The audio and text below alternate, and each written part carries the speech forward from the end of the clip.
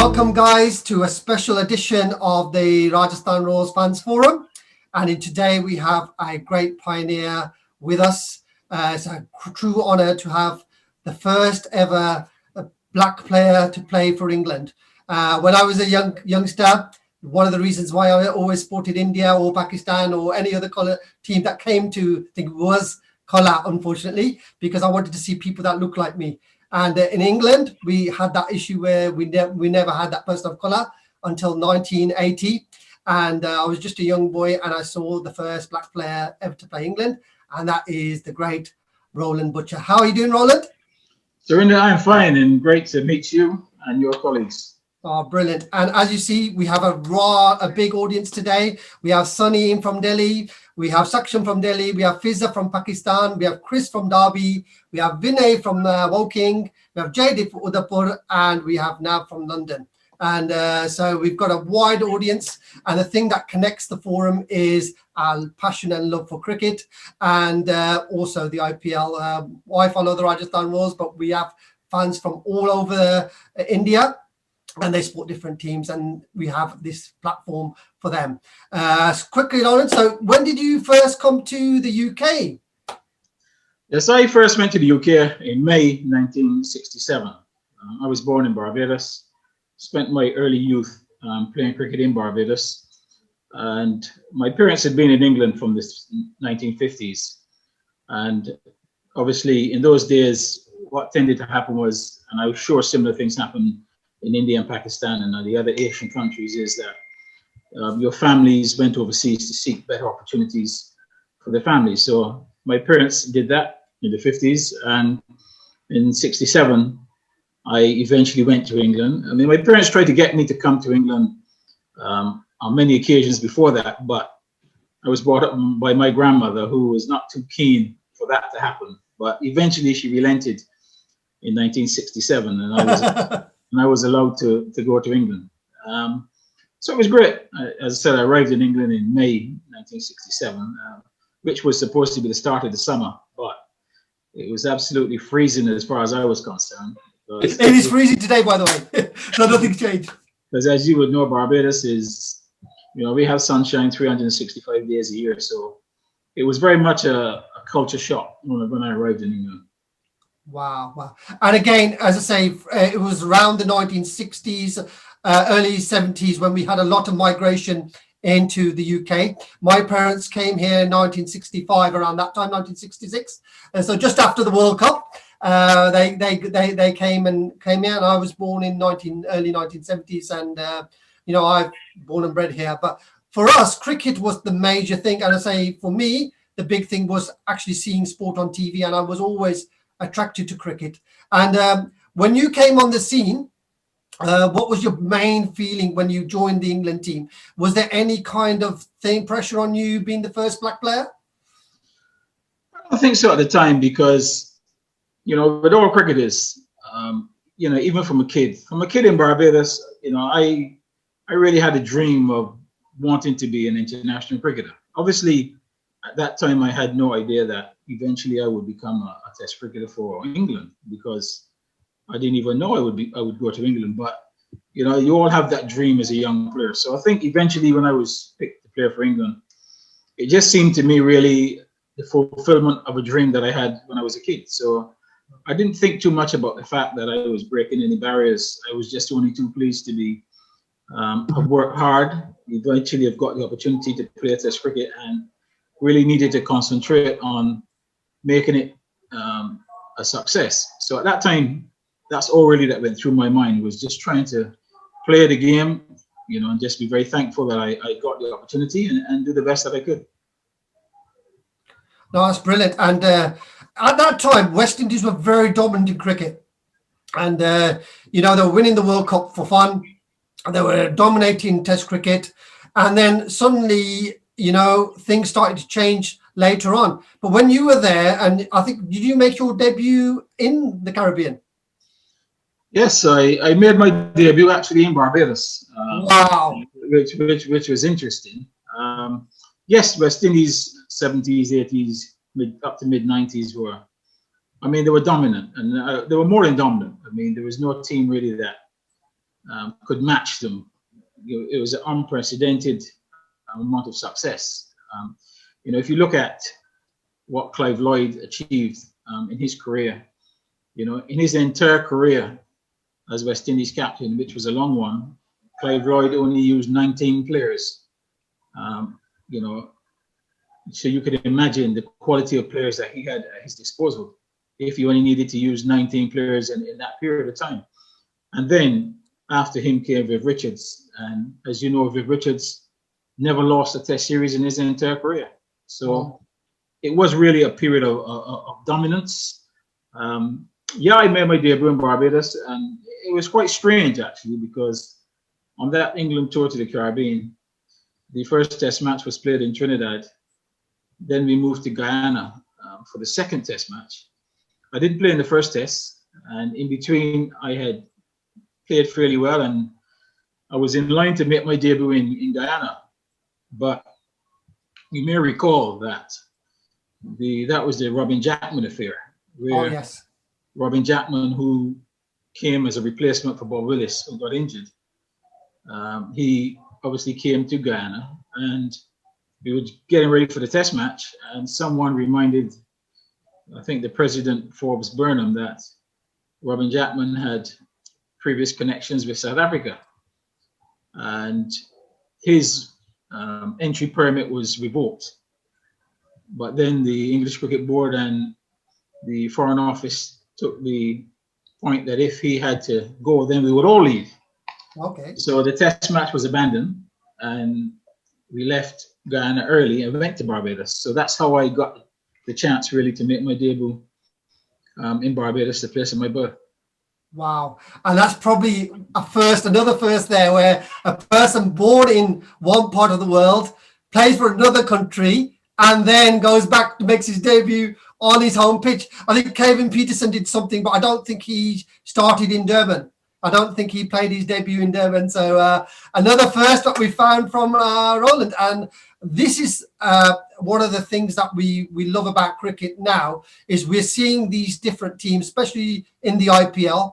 And obviously we saw Jofra, and Jofra also from Barbados. And we love Jofra at the Royals. And obviously he did the BU dance, and that broke a lot of barriers again all across India. It went viral on social media. And, we love Jofra more than ever for doing that. And you see the diversity on the pitch. I know England now have Jofra, and they have Moeen Ali and other players of colour now playing. But before you, there wasn't anyone. And then we had Norman Cowans. We had, I think Will Slack. Did Will Slack play for England? Will Slack, yes. Will Slack played for England, yeah. And Neil Williams.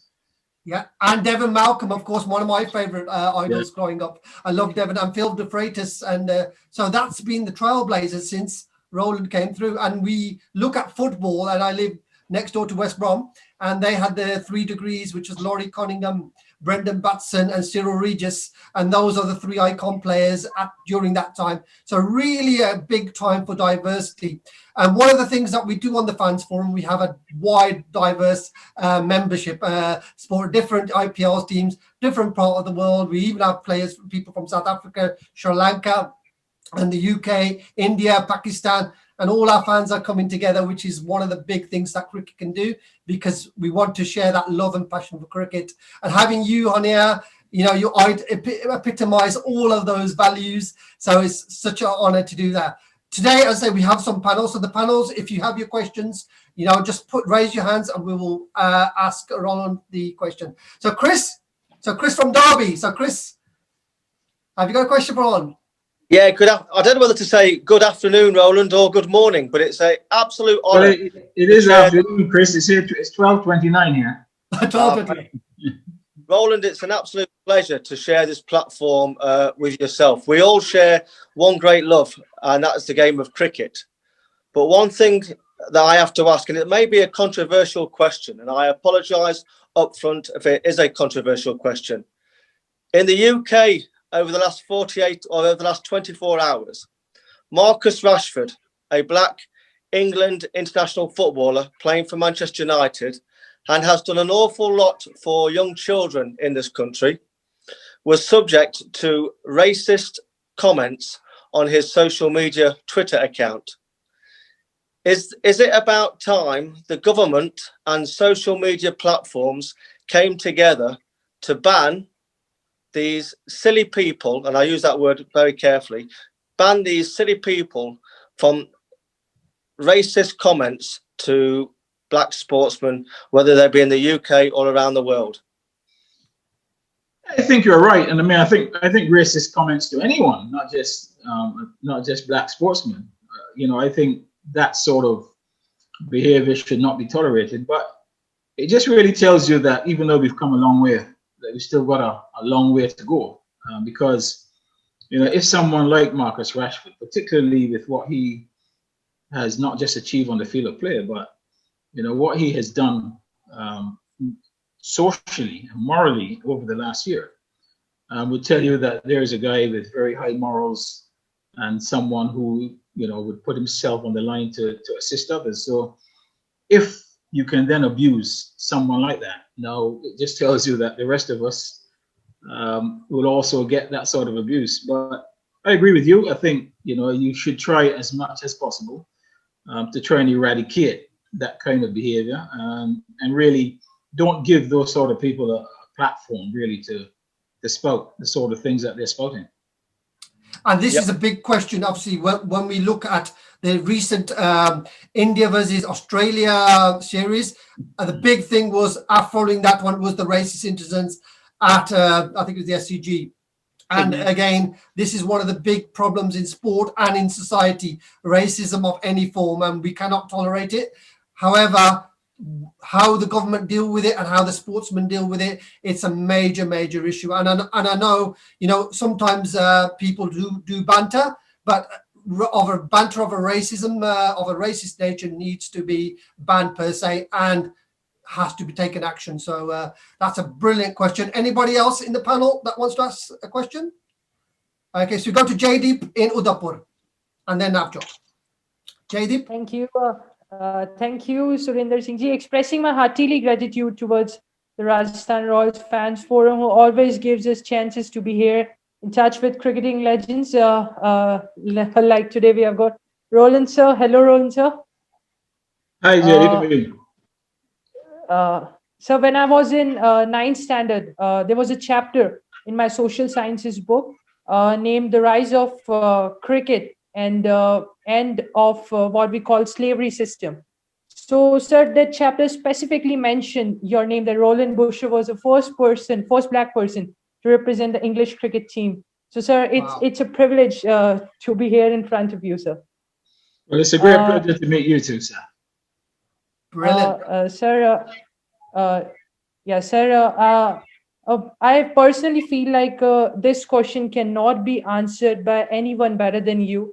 So my question is, before your debut in the English cricket team, how was the image of black people around there? How they were considered? Were they considered as a second category citizen or something else? And after your debut, how did you revolutionize those problems? How did you change the mindset of your culture, of the culture of your country, your society around you, and the cricketing culture? How did your debut change all of these? Those are some very good questions, and I think if I go back to my professional career in England with Middlesex, as I said, I was really fortunate that I played with a club that I think in many ways back in the 70s, a club who were ahead of their time, because before then, the only black players that you saw really playing in English counties were the top West Indian overseas players who were recruited by the counties to be the professional in the team. So I think Middlesex really set the tone of what was going to happen, because they went out and tried to look for the very best players in the communities, whether they were black, green, or pink. It didn't matter. And I think a lot of credit must go to the coach at the time, Don Bennett, who was an ex-Middlesex player. He was a professional footballer as well, played for Arsenal. And he was the coach when I went to Middlesex. And he really, went out to find these players. Obviously, they didn't have to go very far to find me because I was an MCC young professional based at Lords with the MCC. And I was there the same time as Ian Botham. Hence, World Surrender is read that article. Botham and myself were on the MCC young professional staff together. So, we had those conversations from that time. But because Middlesex is based at Lords, they had the opportunity, to see me in that area. But as I said, credit to the coach. He then went out into all areas where there are lots of West Indian and Nation people like Reading and High Wycombe and those places, and he found Will Slack, and he found Neil Williams, and he found Paul Weeks, and obviously when Daniel was a young fast bowler from the Caribbean, he found Larry Gomes, Mark Rampakash, and all of these sort of people. So because Middlesex had 5 of us in the team at any one time, it seemed quite normal. That was not the case at the other clubs because, as you know, most of my career, I think probably up to the end of my career, a team like Yorkshire didn't have a black player at all of any kind, a black or Asian player, because they held to their roots of Yorkshire only. So, but all the others were gradually changing. I mean, as you know, a team like Surrey had Intikab Alam, you had Waka Yunus, etc. Gloucestershire. Well, I started my career at Gloucestershire as a young youth player with Sadiq Mohammed and Zahir Abbas. But so the clubs had those big players. I think what happened after that, which opened the way for the likes of Chris Lewis and Devon Malcolm and others, the fact that Middlesex started that process, gained great success by it, and then obviously a lot of the other counties started to go and find these black players. But it wasn't easy breaking through because, as we were always the minority. And how did it change? How did it change things? I think what it did, first of all, was to give players who wanted to play cricket the belief that if he made it, that I can make it too. So that was one of the spin-offs of, I think, initially myself getting into the side and getting into the England team, because the likes of Devon Malcolm and others used that as inspiration too. To push and get themselves into the situation. Sadly, we've now gone back to the point where there are not that many players. And I think a lot of that has to do with the decline in the fortunes of the West Indies team, because 70s, 80s, 90s, because they were so dominant. I think there was a lookout for West Indian type players, because West Indies really fell off that ladder and has been struggling for some 20 odd years. There really has been a big decline. But I was happy to see that over the years the likes of Monty Panesar and Adil Rashid and Moin Ali and others, and Hamid and others have managed to push their way into the game. And I think the guys who are there now really have a very important role to play. They must really inspire the youngsters to want to play and get into the teams. I hope I've answered that question for you, but that's brilliant. Absolutely. That's absolutely brilliant. And again, that's the big thing that we're looking now is like we look at the IPL and we look at the diversity of where the players come from and everywhere, and that's going to help that even further. And being a short, sharp game, that's brilliant. I'm going to drop Deep in now because Deep's had his operation and he's talking from us on his operation bed. And do you have a quick question? And then we'll go to Nav. Hi, Deep. And he just had his knee operation. So yeah, Deep. I think Deep is still. You're on mute, Deep. Are you there, Deep? Okay, he's just gonna put it on now. And he's in Agra, by the way. So another area. Deep, are you there? No, we can't hear Deep. Let's go to Nav then. And Deep, we'll come to you next. Nav? Hi, Roland. Really nice to meet you. My question was, well, for cricket, you've played for Middlesex for about 16 years. I'm heavily involved with Middlesex. I play for Radlett, one of the grounds where Middlesex trains and play. So I've heard a lot about you from Angus Fraser and, you know, all those people. But my question to you is about football. I think you are the only international cricketer to hold a UFL license. Am I correct? Well, as far as I know, yeah, that is very true. Yes, I do hold a UEFA football coaching license. So being a United fan, how did it feel to play for Arsenal? That's a very good question. I think what I perhaps need to do is to give you how the whole situation came about. In terms of football, I'm also the first player ever to play football for Stevenage Football Club in the professional league. There is a book that's just been recently written called Black Football Pioneers, which outlines the stories of the first black players to play for all 92 league clubs. And, Wow. you know, I happen to be one of those players for Stevenage.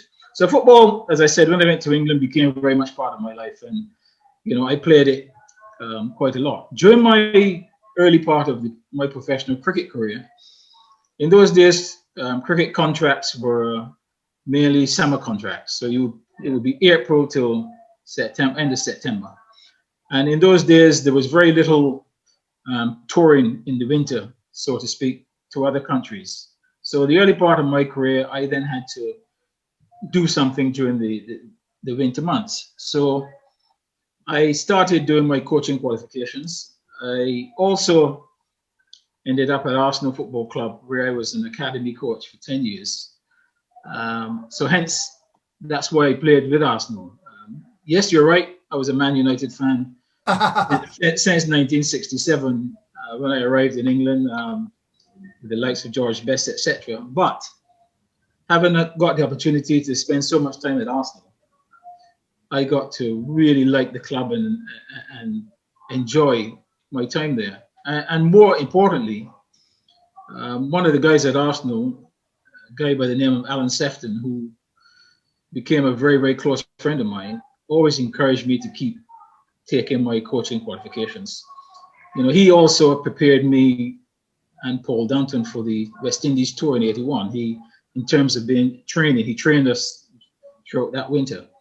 And he always encouraged me to do that. So after my cricket career, I felt that, you know, it was necessary to go a little bit further. Don't just leave it as it was. So I took my UEFA B license, where I did it same time as Brendan Rodgers. Brendan Rodgers. Yeah. So we met on the course, became very good friends during the course, and you know, we had long conversations, and I think our thoughts were pretty similar about the games. Brendan had just he was retiring from football through injury. He was a talented Irish player who played under 21 at a very young age, had some injuries, and decided early that, you know, coaching was something that he wanted to do. So the course was about 3 months. It finished. We went our separate ways, and sometime later I received a call from him to say that, listen, he said, I've been appointed as director of the academy at Reading Football Club, and I would like you to come and work with me. So I said, sure. So I took the opportunity and I went to Reading and worked with him, under him, ran my own team, etc. And because he was such a bright young man, obviously word gets out. And Jose Mourinho, who was at Chelsea, encouraged Brendan to come to Chelsea. So Brendan went to Chelsea, and eventually I went back into cricket. I went to Bermuda as national coach, and you know, our directions went in opposite ways. I mean, we're still very much in touch with each other. You know, he's still very good friends. But yes, I do have a UEFA coaching license, and it's something that I'm very proud of. That's brilliant. And then again, multidiscipline sports. Quickly to Deep, Vinay, and then Saksham. Come on. I'm just conscious of Hi, Roland. Good afternoon to you. Hi, Dave. How are you? Yeah. So for me, cricket is like a religion, and I consider cricket not just as a game, but something that defines me who I am. So that's why I'm talking from hospital. And when Sandy told me that you are coming to the show, so I couldn't stop coming and asking you this question, that for you, a legend like you who redefined the English cricket, what does cricket mean to you as a person and as a player? And what do you think that cricket means to others in in England? Yeah, well, cricket for me really has been my lifeblood from a kid. You know, I just fell in love with the sport. I don't know why, but I certainly fell in love with the sport. I mean, I guess I was fortunate that coming out of our family, even though they were in different islands. Basil Butcher is a cousin of mine, but he was born in Guyana, and obviously was a famous West Indian batsman. So, I mean, I think that helped. But for me, my route was slightly different because, as I said, I was brought up by my grandmother and aunts. So my house was all women. There was no men. All the men had gone overseas to USA, Canada, England, obviously to build for the family. So I was brought up by women. So I tried to really ask myself, how comes I really got involved with cricket? Because the women liked the game, but obviously they could not have any meaningful involvement. They just liked the game because it's the game that we played. And I think the other thing was that the area that I came from, which is a very rural area, in those days, you were limited to the sports that you could get involved with. It was either cricket or track and field. There was little else because you didn't have access to tennis and those sort of sports. Obviously a very poor area. So cricket became very much the religion. And I think the history of West Indies cricket and the culture of West Indies cricket, even to this day, it still means a tremendous amount to people of West Indian heritage. As far as England is concerned, I think up to the 90s, that was very true, even with persons who were born in England. But I think since the mid-90s, with the fall of West Indies as a super cricket power, what I've seen is that attachment with people born in England, black people born in England, and cricket to some degree has waned. And I think a lot of that also had to do with the fact that football has risen. So, black parents and children now really gravitate towards football. And, football is a big sport with huge advantages, huge riches to be made. So I think the emphasis is very much more on that. But I think there is still that bit of people who want to see West Indies cricket rise again. So, cricket is very much part of their life. In the Caribbean, I can tell you that, cricket is the #1 sport in terms of culture. It is not the #1 in terms of people playing because, football has its tentacles all over the world. So, football is big in the Caribbean in terms of people playing. But I think the culture of cricket, which no other sport in the Caribbean has that sort of culture. I think to some degree, track and field through Jamaica and Usain Bolt has some sort of culture, but cricket has really a Caribbean culture that, it's the only sport that all the islands of the Caribbean play as one team. All the other sports they play as the individual teams. So it holds it's still a big part of everybody's lives here. That's brilliant. And again, we look at the expansion of basketball in America and the talent drain from that, and obviously football. Vinay, off to you, and then Saksham. Cool. Hi, Roland. How you doing? I'm doing good, sir. Just a quick question. Great to hear about your kind of career, your views on cricket and football. Just something on the modern game. I've got a 12-year-old son. He plays county cricket and he's with the Rajasthan Royals Academy. And he always is watching the IPL, the franchise cricket, BBL, and this morning the Abu Dhabi T10.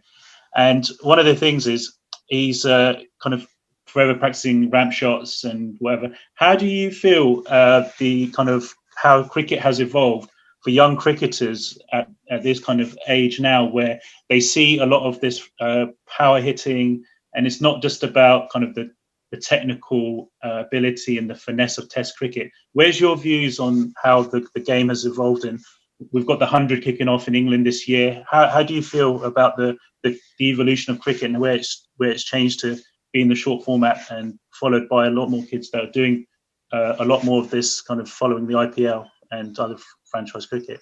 Yeah, that's a good question as well. Yes, the game has changed over the years, and some people will say for the worse. I mean, for me, any improvement or any new innovation is something good to be embraced. The shorter form of the game in terms of the T20 and the T10s now has brought a new audience to cricket. As you know, the traditional game was suffering somewhat, but this has brought the new people to watch, and it's bringing fabulous wealth into the game as well. So it is here to stay. So the first thing I think people have to do is to understand that and embrace that is going to happen. It comes with its shortcomings because, as you said, your 12-year-old is practicing the ramp shots, etc., etc. But my caution would be to any young player is that when you see the players on the TV playing those shots, I mean, those are highly skilled professionals who practice this thing day in, day out over a long period of time. But I think what is most important is that you must learn the basics of the game. The basics of the game will always stand you in good stead. And if you've got good basics, then you'll be able to adapt your game to any form of cricket that comes in the future. If you don't have the basics, then you will have good days, but you will have more bad days because you just don't have the basics to survive. And even in the modern era, the very best players, even in the shorter form, are those who are still very technically correct. When you think of the likes of Sangakkara, Jayawardene, Virat Kohli, and players of this quality, they can adapt their game to the T20 format as well. But if things are not going well, they've got something to hold them in good stead while they get back their form. But if you haven't got that, if you're just an out and out inventor of shots, when the bad times come, and they will, your career may be very short. But you can imagine the temptation for young players now to want to be, a T20 star because it's all about the money. It's all about the money. It's a great game. It's fabulous wealth. It is unprecedented. So, but youngsters must proceed with caution, and always think that in order to be a better cricketer, they must learn the basics of the game. And that's perfectly sound advice. As a cricket coach, get your basics right and then work on the innovation. Off to you, Saksham, and then we're running out of time. So quickly, questions? Yeah. First of all, good evening, sir. It's an honor to be here listening to you, able to ask our questions. So my first question is, you yourself being, playing for England, was there a time where you felt, there was some opportunity which you thought, you should get it, but it didn't come your way, and you thought, maybe this decision was a bit racist or something like that? And my second question will be about West Indies. As you rightly mentioned, West Indies of 80s and 70s, which I hear from my dad, my parents, and now we see, in 80s or 90s, we have players like Andy Roberts, we have Ian Bishop, Michael Holding, Courtney Walsh, so many bowlers, But nowadays we only see one or two bowlers bowling, and the skill level has also gone down. So is that something, with the shorter format coming in, what is that, the West Indies team is lacking nowadays? Yeah, two very good questions. In terms of England and opportunities, I wondered back in 1980 when I made my debut for England. Actually, my first game for England was a one-day international against Australia at Edgbaston in 1980. I played in the one-day international and I got 50 on my international debut, 52, which went very well. Soon after that, there was the traditional centenary test match between England and Australia at Lord's in 1980. And I was very disappointed not to play in that test match. I was 12th man in the test match. So I felt really disappointed not actually playing because, you know, that season I'd been playing really well. I'd also batted well in the Gillette Cup final, where I got another half century not out, and was looking forward to that. But the compensation came a few months later where I was picked for the tour to the West Indies. But I wondered, you know, why I didn't play in that signature game, because the centenary test is you know, it really is a signature game between two bitter rivals of England and Australia. And it would have been great to have, but maybe my time wasn't ready for that. Now I'd move on to the West Indies. West Indies up to the 90s is very dominant. And I think since then, what has happened is that, you know, the rest of the world have really caught up and gone past. The rest of the world have invested in academies, technology, etc., to move their game on. While West Indies, for a long period, just maintained that natural ability would be enough. By the time they realized that natural ability alone by itself is not, the others had really gone too far ahead. And with the advent of the IPL and other forms like that, you know, the other boards now are getting much more money in their coffers to invest in the game, while West Indies are struggling really to get money. And from ICC level, really, you see the big three really right now control the cricket, which is really India, Australia, and England control the game, they control the finances. But what that has done is it really has made the three very strong sides, and the rest are not very strong. I think they need to look at a better distribution of the wealth so that you get much better teams right across, because it's not good for cricket if you've only got three good teams. You know, you need a lot of good teams, and you also need to spread some of that money into the associate countries so that they can develop their cricket as well. That's brilliant, Ronald. That's so good. And we're running out of time. I'm conscious of that. We're in the last minute. Thank you so much for joining us. It's been an honor. It's been a privilege, and hope to see you soon back on the fan channel. Hopefully, quick prediction, who's going to win, England or India? That's a very good question. I think it's going to be very tough, but I think India would be favorites for two reasons, really. After that performance in Australia, confidence extremely high, and playing at home in their conditions, that gives them the edge. I think England will run them hard, but I think India will nick it at the end. Brilliant. Faisal, quick question for you before we leave. Oh, I think the most of the questions have been answered, so it was a great session.